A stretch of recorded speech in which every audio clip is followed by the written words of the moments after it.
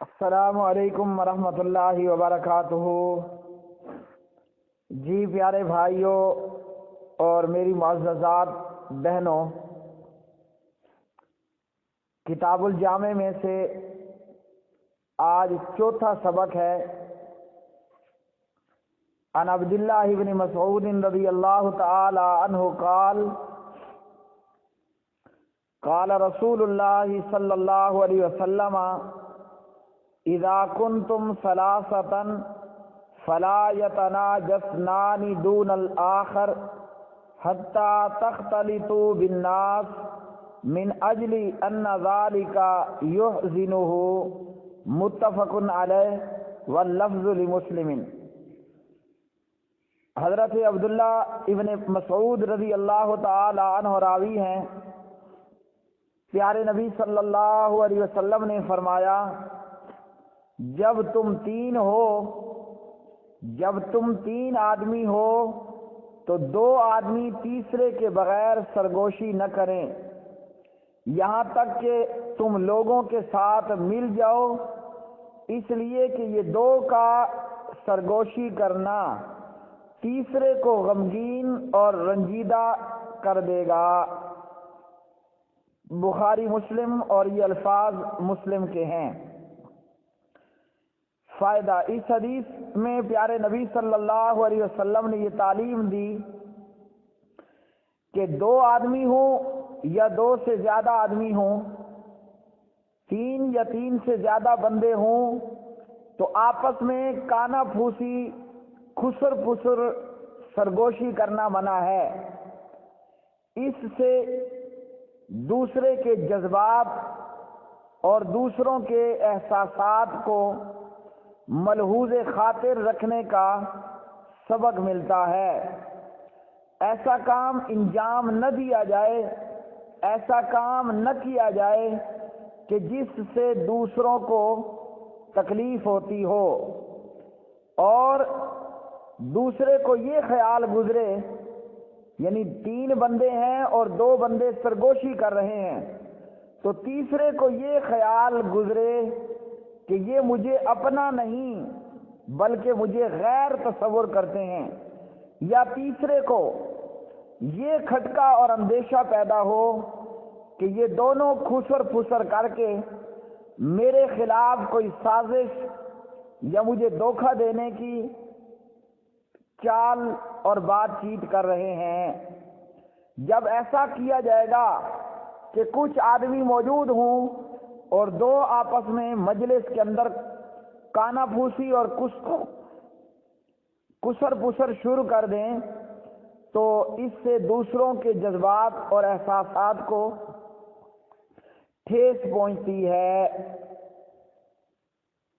اس لیے تین آدمیوں کی مجلس میں دو کا علیحدہ ہو کر کانا پھوسی اور سرگوشی کرنا نبی صلی اللہ علیہ وسلم نے ہمیں اس سے منع کیا۔ پیارے نبی صلی اللہ علیہ وسلم کی یہ خوبصورت حدیث، جس حدیث نے ہمیں اخلاق کا یہ پہلو سکھلایا، ہمیں اخلاق کا اور ادب و آداب کا، مجلس کے آداب کا اور دوسرے کے ادب کا، اخلاق کے تعلق سے یہ سبق سکھایا کہ ہم کوئی ایسا عمل نہ کریں جس سے ہمارا وہ عمل دوسرے کے لیے پریشانی کا باعث ہو۔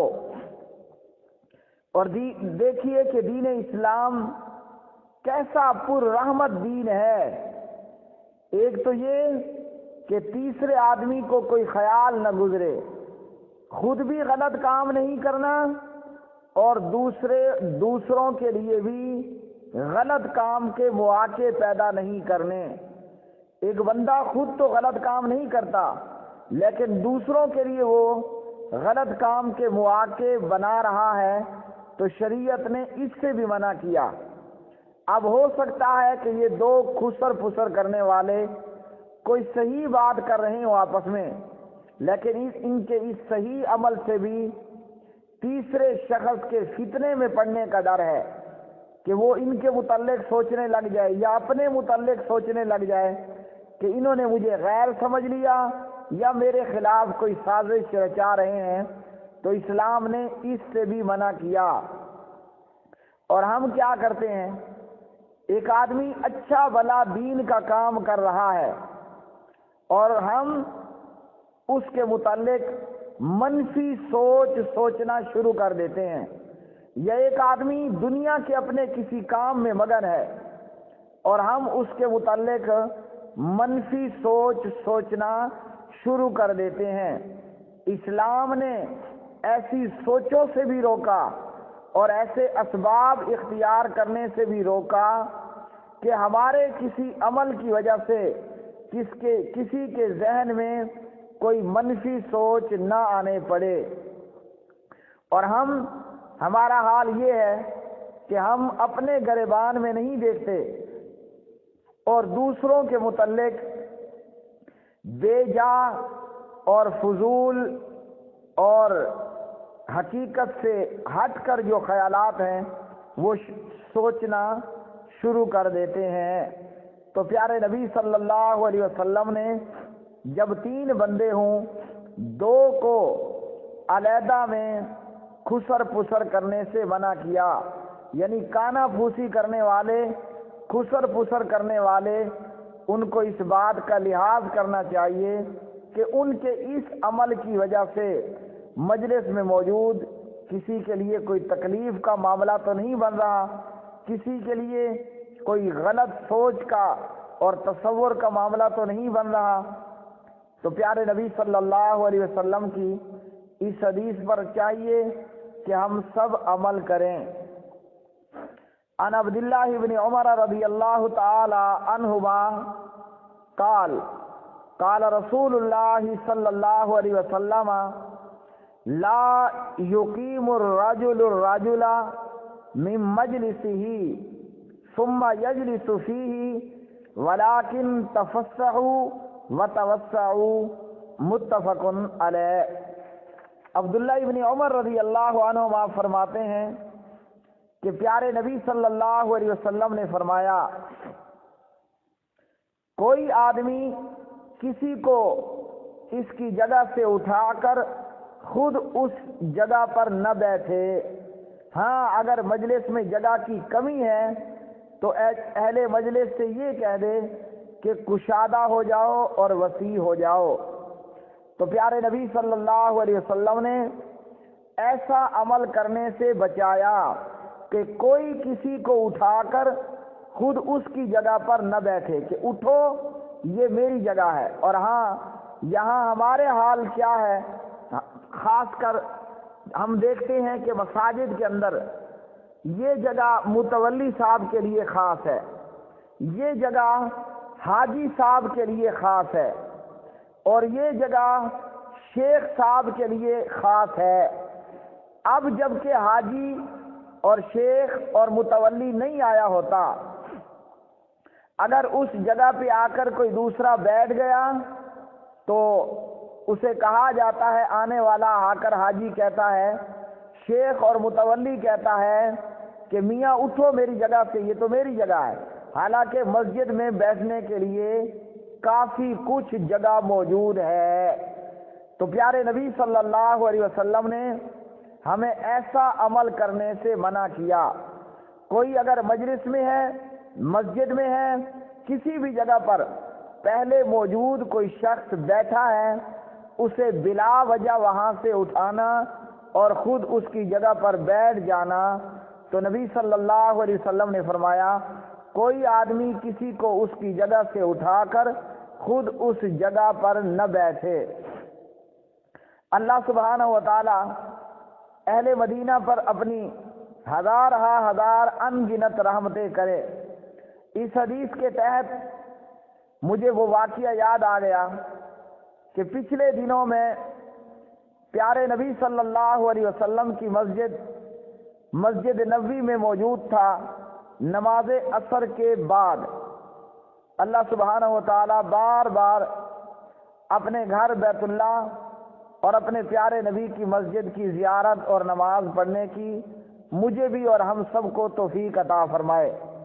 یہاں میں ایک بات عرض کرتا چلوں، جس بندے کو اللہ نے دولت اور پیسہ دیا اور وہ حرمین کی زیارت کے لیے نہیں جاتا، عمرے کے لیے نہیں جاتا، پیارے نبی کی مسجد میں نمازیں پڑھنے کے لیے نہیں جاتا، اور پیسہ دولت اور استطاعت رکھنے کے باوجود بغیر حج عمرے کے، بغیر مسجد نبوی میں نماز پڑھے، خاص کر بغیر حج عمرے کے فوت ہو جاتا ہے مالدار آدمی، حدیث میں تو جو اس کے لیے وعید ہے ہی ہے۔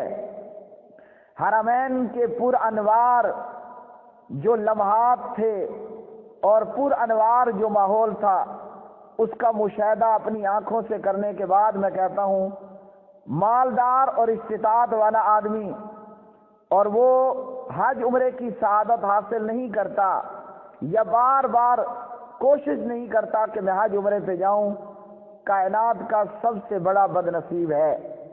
تو اس حدیث کے تناظر میں مسجد نبوی کے اندر موجود تھا، نماز عصر کے بعد میں ایک جگہ بیٹھا، اپنا موبائل نکالا اور بھائیوں کے سوالوں کے جوابات دینا شروع کیے۔ میرے ساتھ ہی آ کر ایک عربی بزرگ آ کر بیٹھ گئے۔ اب مجھے نہیں پتا تھا کہ میں ان کی جگہ پر بیٹھا ہوں۔ مسجد نبوی کے اندر اللہ نے جن کو دیکھنے کی توفیق عطا فرمائی، نماز عصر کے بعد، نماز مغرب کے بعد بالخصوص بہت سارے جو مدرسین ہیں وہ بیٹھ جاتے ہیں اور حلقہ جات لگ جاتے ہیں، چھوٹے بچے بوڑھے آ کر قرآن مجید پڑھ رہے ہیں۔ تو جس جگہ پر میں موجود تھا وہ شیخ کے پڑھانے کی جگہ تھی۔ وہ شیخ الحمدللہ میرے ساتھ آ کر خاموشی سے بیٹھ گیا، مجھے اٹھنے کے لیے نہیں کہا۔ میں چونکہ اپنے کام میں مگن اور مصروف تھا، مجھے یہ بھی خیال نہیں آیا کہ میں خود پلر سے ٹیک لگائے بیٹھا ہوں اور وہ بڑی عمر کا مدرس اور شیخ بغیر ٹیک لگائے ہے۔ بہرحال میں بولتا رہا، جواب دیتا رہا، وہ سنتے رہے، اور تھوڑی دیر بعد ایک اور شخص آیا، کہا کہ شیخ آپ سے شرم کر رہے ہیں، یہ ان کے بیٹھنے کی جگہ ہے۔ پھر مجھے معلوم ہوا کہ یہ مدرس ہیں اور یہاں بیٹھ کر ان کا حلقہ لگتا ہے۔ تو پیارے نبی صلی اللہ علیہ وسلم کی حدیث پر عمل کرنے والا یہ پیارا شخص، جس نے اپنے جذبات سے بھی پھر مجھے آگاہ کیا، پیارے نبی صلی اللہ علیہ وسلم نے فرمایا کوئی کسی کو اس کی جگہ سے اٹھا کر خود اس جگہ پر نہ بیٹھے۔ اس حدیث میں آپ صلی اللہ علیہ وسلم نے آداب مجلس کی تعلیم دی۔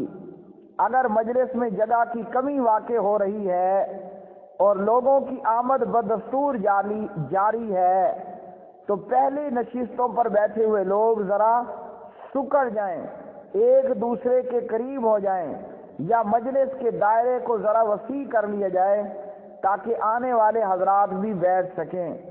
البتہ یہ نہیں ہونا چاہیے کہ ایک آدمی کسی آدمی کو اس کی جگہ سے اٹھائے اور اسے کہے کہ میاں اٹھو، اور خود اس کی جگہ پر بیٹھ جائے۔ پیارے نبی صلی اللہ علیہ وسلم کا یہ حکم ہر جگہ کے لیے یکساں ہے، چاہے مسجد ہو، مجلس ہو احباب کی، یا کوئی اور جگہ۔ تو کسی کو یہ نہیں کرنا چاہیے کہ کسی اور کو اٹھائے اور خود وہاں بیٹھ جائے۔ جو پہلے آ گیا وہ جگہ اس کی ہے، وہیں بیٹھے، اور ایک دوسرے کے ادب و آداب کا خیال رکھا جائے۔ اللہ سبحانہ و تعالیٰ سے دعا ہے، اللہ خالق و مالک پیارے نبی صلی اللہ علیہ وسلم کی احادیث پڑھنے، بیان کرنے اور پبلک میں عام کرنے کی توفیق عطا فرمائے۔ ہمارا اس بدلے اللہ سے یہ سوال ہے کہ اللہ اس دنیا میں بھی، قبر کے اندر بھی اور قیامت کے دن بھی ہمارے چہروں کو روشن کر دے پیارے نبی کی حدیث کو عام کرنے کی بدولت، اور اللہ عمل کرنے کی توفیق عطا فرمائے۔ بلوغ المرام کتاب الجامع میں سے یہ سبق نمبر 4 تھا۔ وما علینا الا البلاغ المبین۔